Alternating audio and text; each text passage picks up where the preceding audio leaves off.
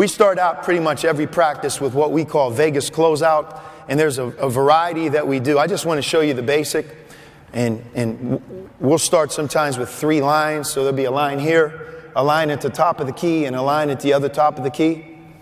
They don't have a basketball, and then our team, everyone has a basketball, and you just throw it underhand, and then you close out, okay? So back up a little bit. We try to keep them beyond the NBA line to make it more challenging. And then slow motion would just simply be this.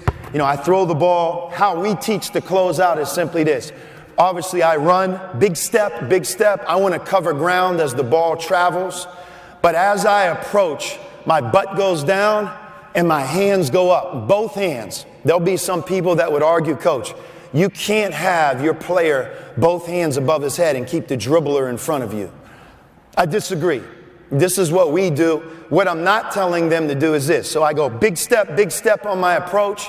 As I get closer and my steps become short and choppy and my butt drops, I'm not telling him to put his arms straight up.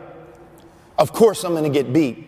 When we say high hands and close out with 2 hands high, our elbows are bent and we're right in this position, so we're on balance. The fact that I got 2 hands, I take away his vision passing. I'm more difficult, and if he rises and shoots, then obviously I would only use 1 hand to challenge, all right? But our objective on the closeout is to get there, take away shot, take away his vision to throw the ball in the post, and you know what? If you're great, not get beat or foul when he tries to dribble around you, okay? So I go big step, short choppy steps, drop my butt. I got my high hands with my arms bent, and then once I get there, you know, a lot of times our players will say, Coach, how do I know I'm close enough? For us, you have to be able to reach out and touch him.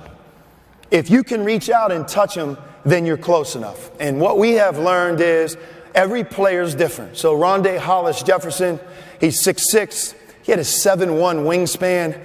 He could close out, and at times it was like he's not pressuring the ball, but what you don't realize is if he reaches out, he'd be like right here, he could touch the guy. We don't want Rondé to be closer than that, because any time that you can put your hand through the guy's body, you're too close, it's an automatic foul, especially in college basketball, okay?